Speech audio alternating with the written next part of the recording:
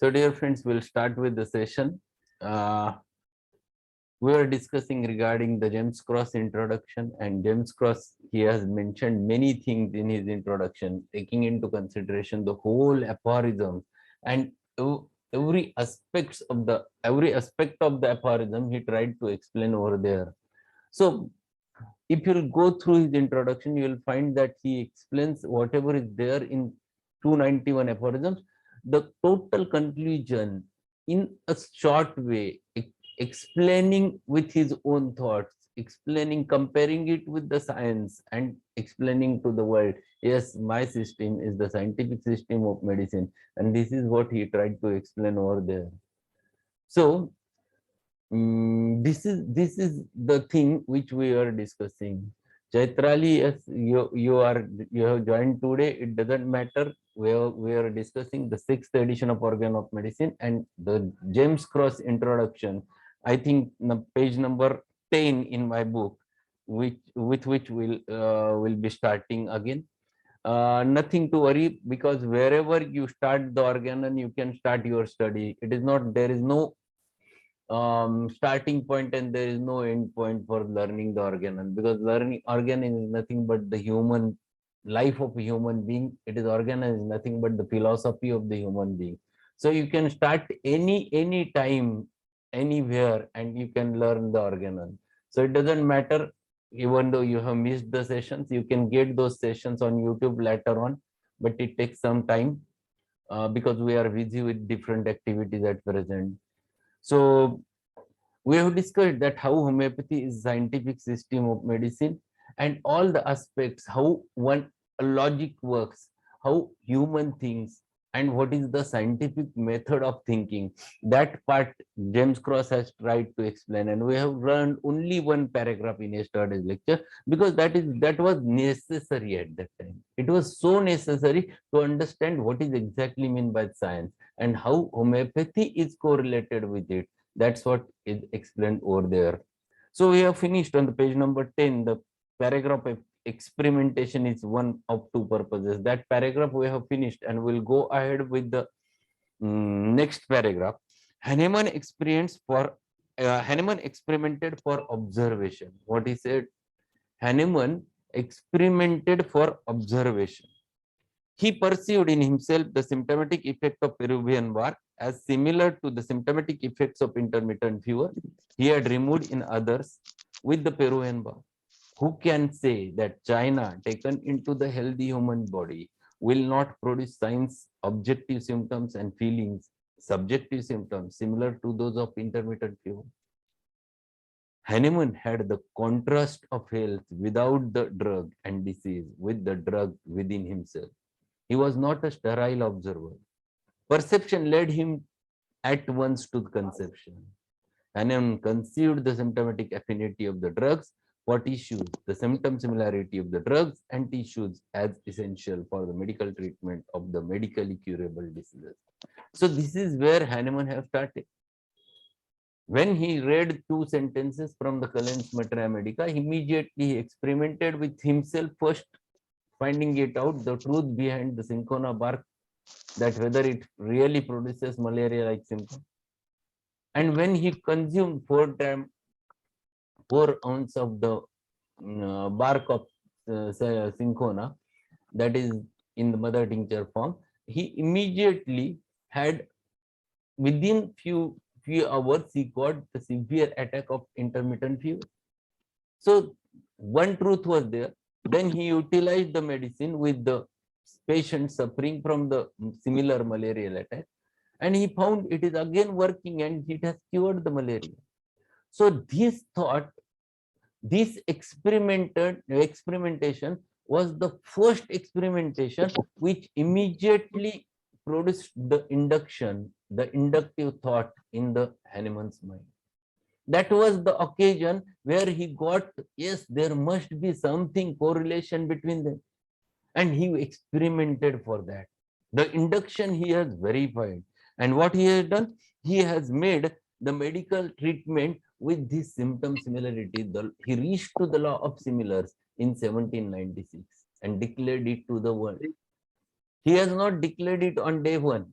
He has declared it after 6 years of experimentation, not only with the cinchona bark experimentation, but with many medicines which he used to know. He experimented on himself, he experimented on his friends, he experimented with the provers, and then recorded each and every detail. And when he found the similar type of patient, he utilized them and he confirms, he verified the thing.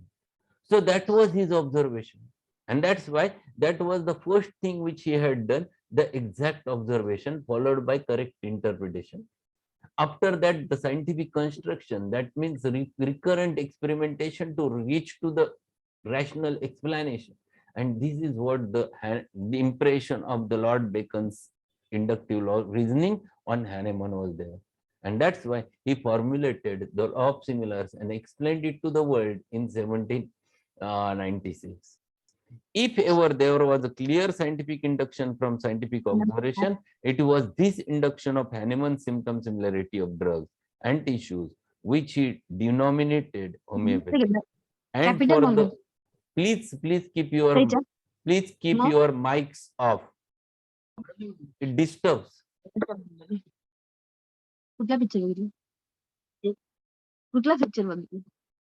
Hello.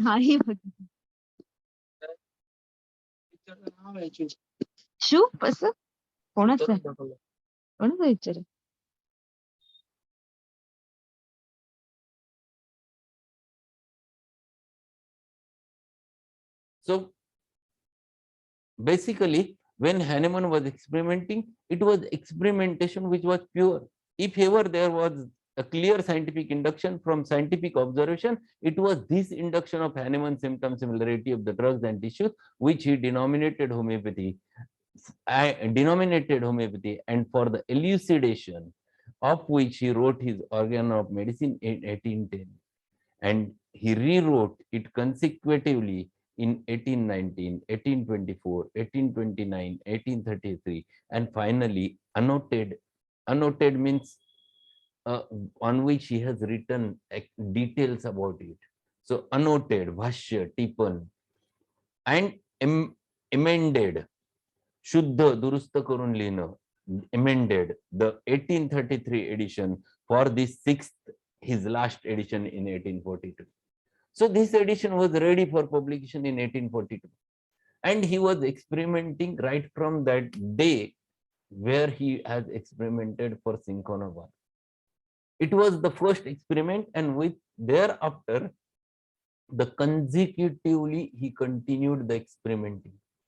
The experimentations were going on and on till 1842, where he has reached to his peak level of understanding the homeopathy, the truth behind the science. And that's why there were multiple editions starting from 1810 to 1842. The 6 editions developed, and every edition was enriched with new thoughts, with new application, with perfect, with a truth, and then the whatever may be the wrong, it was taken away. This was Hahnemann. And if he was doing such a thing, whether it is unscientific, whatever he was writing in the Organon of Medicine was the result of experimentation. How can you say Hahnemann was unscientific? Hahnemann was illogical. And that's why James Krauss says this is the only science which was derived after experimentation and written in detail in the Organon of Medicine. It has a significant value. See what he says. He compares it with the other thing. He compares that there were different thoughts behind the how the earth is, and there were many people who they were opined regarding it, but there were many people who have given a right opinion before someone have found it out. It was same thing happened in Hahnemann's life. So what he says, was he in error? Was he premature with his conception? Hahnemann was not one of those so-called scientists who collect and catalog their perpetual facts with no more scientific imagination than is exercised by catalogs of libraries and collectors of the taxes. What he says, Hahnemann was not like certain people who used to collect the data from the internet There was no internet in Hahnemannian time, but there was who were collecting the data from libraries, from different books, and they used to publish their experimentation on based upon their books. He was not like that. Whatever was there in his mind, he used to experiment himself. He never derived anything only from the other books, the sources of other books, but he experimented first on himself, on the patients, on different tumors, and then he was coming to the conclusion. Science is verified and verifiable knowledge produced by conception of percepts, induction of deducts. And this is what is science is. This is the definition of science, what James Krauss says. Science is a verified and verifiable knowledge. Yes, this is the truth. Once you do anything and once you come to the conclusion, you go on verifying and you will get the same answer again and again. That is what is the science. Whatever the drugs proved by Hahnemann in his lifetime, those drugs, if you prove today and if we use today, they used to produce the same results again and again. Science is getting verified. So we are making verification of the induction which was done by Hahnemann at that time, and which we are reaching to the same deduction. So there is no change in deduction. It was one and same. For scientific imagination, conceptuation from perception, not many percepts are needed. Very important thing what he says. For scientific imagination, if you are thinking scientifically, what he says, for scientific imagination, conceptuation from perception. Conceptuation from perception. When you look towards something, immediately some concept forms in your mind. This should happen because your mind should be a logical. It should work logically. And this is how you work. Your mind works. You look towards your friend and immediately looking at his face, you come to certain conception. Immediately ask your friend, what is wrong with you? What you have done? You have done with your perception, you lead to some conception. This is logic. Hahnemann have done the same thing. For scientific imagination, conceptuation from perception, not many percepts are needed. There are no many, lot of things are not needed in order to come to the conclusion. Only one thing, you look towards the thing and immediately you can come to the conceptuation. This is very simple.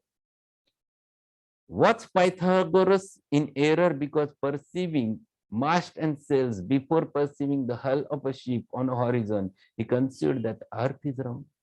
Pythagoras was very intelligent mathematician also. What he has done, when he was going through the ship, looking towards the movement of the hull, what he declared, depending upon its movement like this, he came to the conclusion whether Earth is round, and that was his thought. Depending upon just on an observation, he made a conceptuation and was ready with the concept, a hypothesis that yes, Earth might be around, because of which this type of movement happens with the. See, this is brilliance. This is brilliance. No one was ready to accept his thought, but he was to the right conclusion, but it was premature conclusion because others are not ready to accept his conclusion. The same thing was happened with Hahnemann's life. Others were not ready to understand the Hahnemannian thoughts. That was the problem with Hahnemann. Others were not ready to understand what Hahnemann wants to say. And that was the difference between, that was the same thing happens in Pythagoras' life, same was happened with the Hahnemann's life. Was his conception premature? Untrue, because everybody except Aristotle for nearly 2000 years maintained that Earth is flat, because it took nearly 2000 years before Columbus began and Magellan finished the rounding of the Earth. Aristotle was the one of the philosophers who said that Earth is flat, and 2000 years the thought was there in everyone's mind, and no one was ready to accept what the Pythagoras was saying. Same thing happened in Hahnemann's life. He came out with symptom similarity, and no one was ready to accept because everyone was familiar with different aspects. That thought was not there in anyone's mind. And that's why it was very difficult for anyone to get accepted the new thing, unless and until Columbus has started to for a world tour. And when he started with one point, and when it was not possible for him, the Magellan finished him the whole course, and they reached to the same point again, going through the whole world, a rounding of the earth. And then they explained, yes, earth is round. And then people started accepting that, yes, earth is round. This is how it took 2000 years. And now we think that our science is only 250 years old. So it took a long time because the thoughts were so premature, which were not accepted by the people. Hahnemann himself saw to it that there was no error in his induction. What he said? Hahnemann himself saw to it that there was no error in his induction. He was his own Columbus, his own Magellan. See how beautiful language James Krauss uses. He was his own Columbus, his own Magellan. Hahnemann treated and Hahnemann treated with his own hands his own medically curable patients and taught other medical men to treat their own medically curable patients by the method of symptom similarity he had conceived. In 1797, he used Veratrum album for colic and Nux vomica for asthma and cured multitudinous medically curable patients that came to him from his Jogren in the Coing's letter in his last abiding place in Paris by this method of symptom similarity, the central method of scientific therapeutics. So what he said, he was his own Magellan, he was his own Columbus. He was experimenting with himself, he was experimenting with others, he was experimenting the way in order to find it out the truth. And this please don't disturb.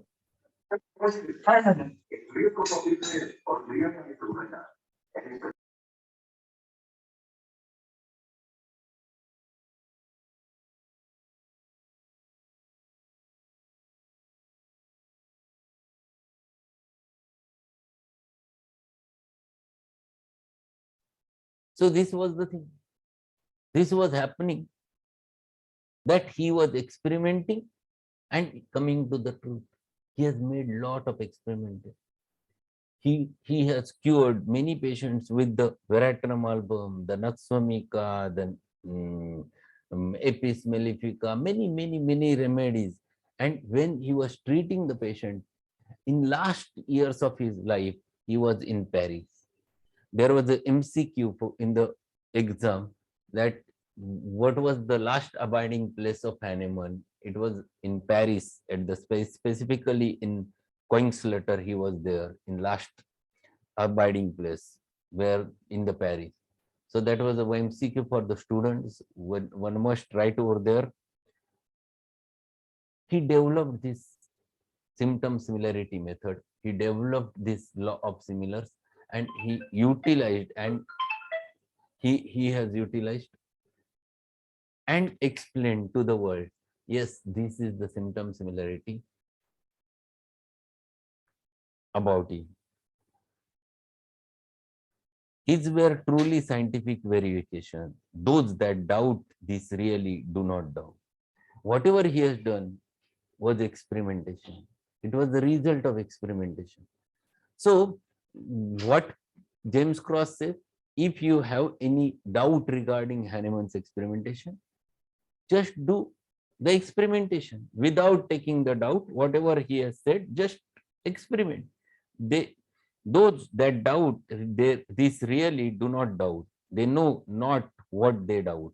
The verification of Hahnemann convinces those who have intellectual integrity for scientific conviction, who will not sacrifice their intellectual integrity to the idols of the day, who will repeat Hahnemann's experimental verification of his scientific observation and induction as they should be repeated.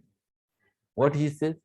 He says over there, if you are in doubt, it is always better to experiment, or otherwise don't doubt. Without experimenting, if you are doubting him, it is wrong. if whatever Hahnemann have written, whatever Hahnemann have came to the conclusion, all are the products of his experimentation and pure experimentation. And that's why no one should blame Hahnemann over there. If you want to do, you do the verification of his experiment. Any other method than to take into the healthy body 4 gram of China twice a day to prove or to disprove the symptom similarity of China and intermittent fever is not a scientific experimenter for the observation of Hahnemann that there is symptom similarity between China and intermittent fever. Any other method than to administer China to the patient suffering from intermittent fever to prove or to disprove the method of symptom similarity in doses smaller than that used for the exciting and in the healthy body to into disease action similar to that of intermittent fever is not scientific experimental verification of the induction of Hahnemann that symptom similarity is curative method of medically curable diseases. So this is what he is explaining. He explains over there whatever the experiment Hahnemann have done regarding the cinchona bark or China. That experimentation he gave Hahnemann a scientific truth. Yes, this is what happens after consuming the China. He himself proved that. Then he has proved it on rest of the prints. He found the same thing again and again. And when he experiments, they've done the second experiment to apply that China on the patient. He found the truth. Yes, it works. And then that thought developed in his mind. There is definitely a symptom similarity law. It was his induction at that time. Those that pursue other methods have not even the frog's legs of the Aristophanes to stand upon.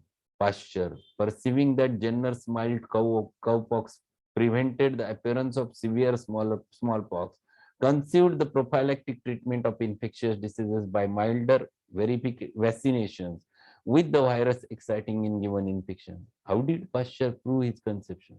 He took a number of sheep, vaccinated some of the sheep with milder prophylactic dose of anthrax virus, then injected into them all the sheep anthrax virus in larger doses sufficient to excite the anthrax. All these sheep he had vaccinated previously with a milder prophylaxis anthrax virus, lived without anthrax, and those not vaccinated prophylactically died with the anthrax. Pasteur, like the elder and greater Hahnemann, was the scientific experimenter, not a would-be experimenter.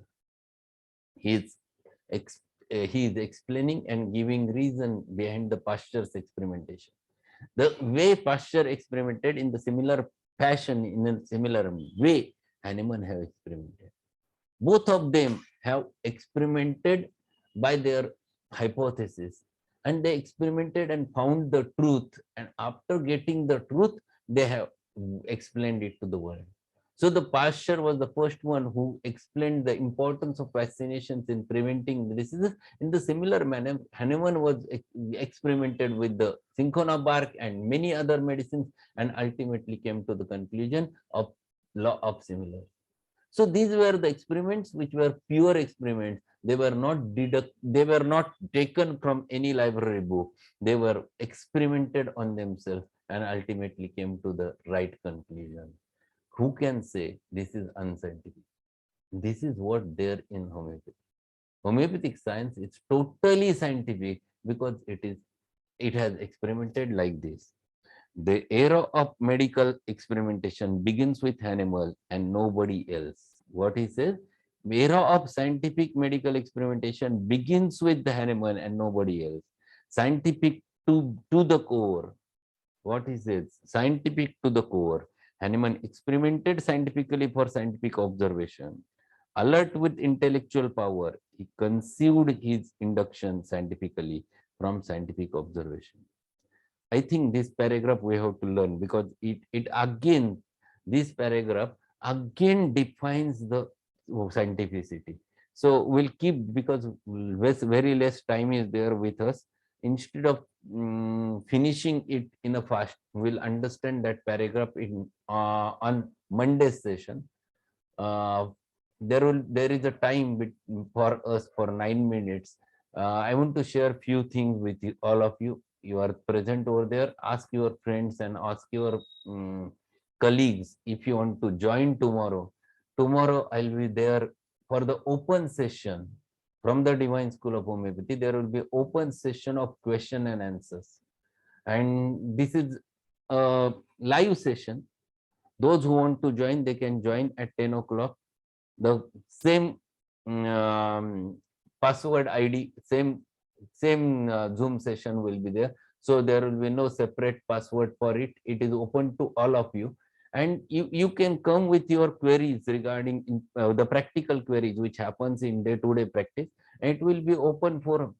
As much as knowledge I have, I will try your level. I will try my level best to answer your queries over there.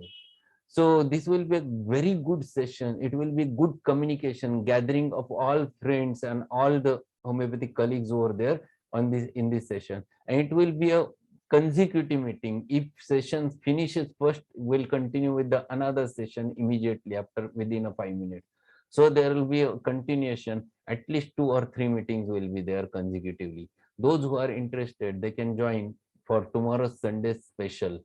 And it is only for the purpose of there were a lot of queries in students' mind. There were a lot of queries in new homeopaths, and they ask many things. They ask regarding the potencies. They ask regarding the medicines. They ask regarding the repetitions, and even with the remedy relationship. So it will be a live session so that we can discuss a lot in tomorrow's session.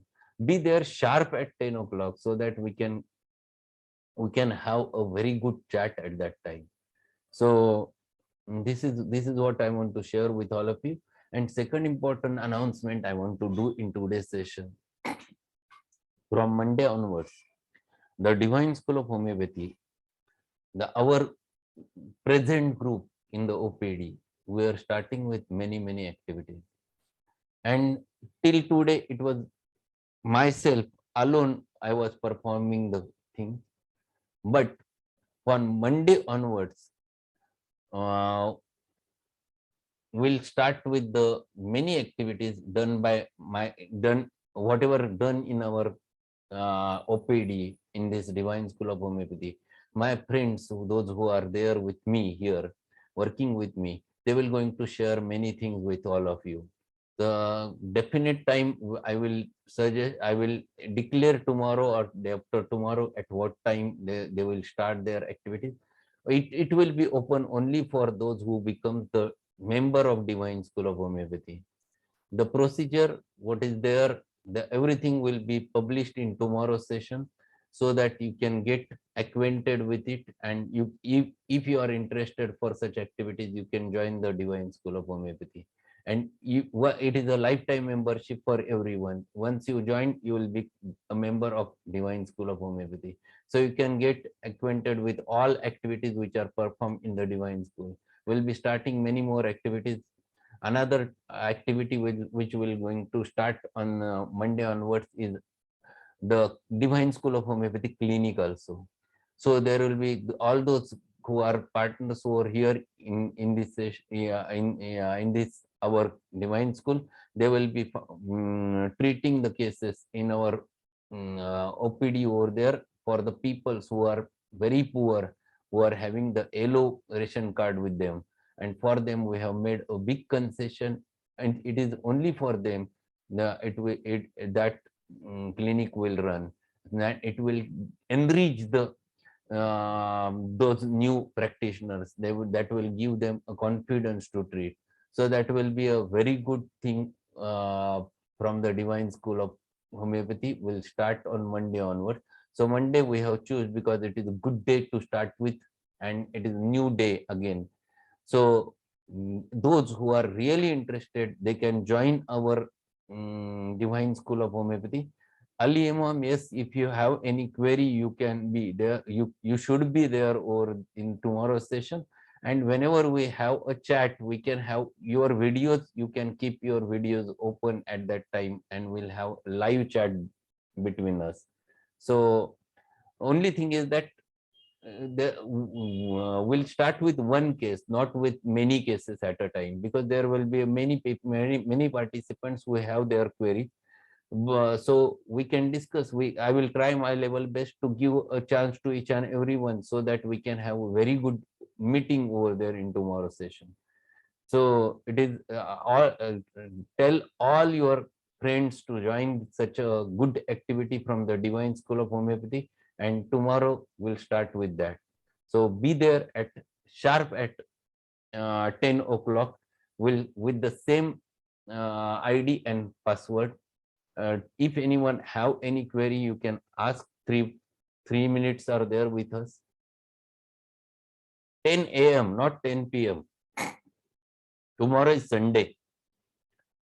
Sunday I used to keep my clinic closed, so I have a time to in tomorrow's session. Tomorrow I will be spending for specifically for this activity, because we have a meeting thereafter, and we'll choose what activities will start right from the Monday, and everything will be there in the group.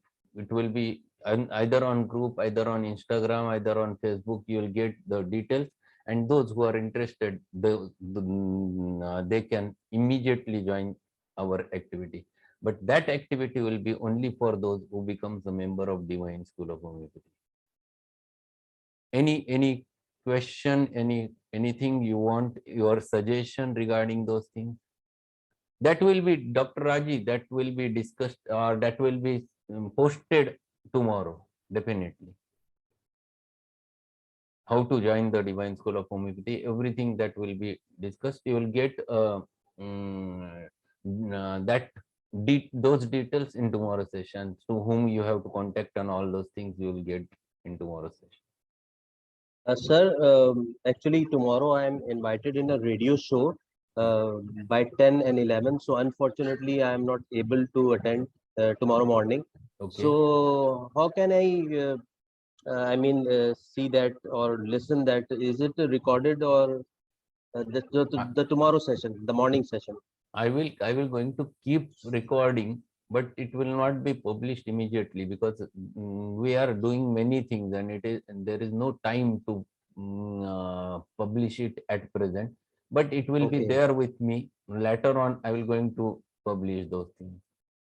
All right. Sir. But try to come, because there will be 2-3 sessions. Anytime you can join.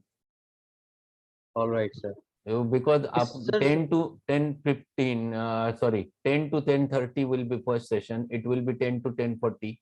After that, again consecutive, again for 40 minutes it will be there. So it will be consecutive Okay, sir. meeting. Anytime you can join if you want. Right, sir. Right, Okay. sir. Thank you. Thank you, sir. So Pallavi, good evening. Dr. Pallavi is there. Good evening, sir. Good evening, meeting up. So do join tomorrow. Amit, do join tomorrow, so that we'll have a lot of things in our mind. Kumud, Manisha is there today. Yes, sir. Yes, we'll meet tomorrow definitely. Yes, sir. Definitely. Okay. Yes, So, sir. Yes, sir. bye. Bye. Good night, sir. Good night, sir. Good night.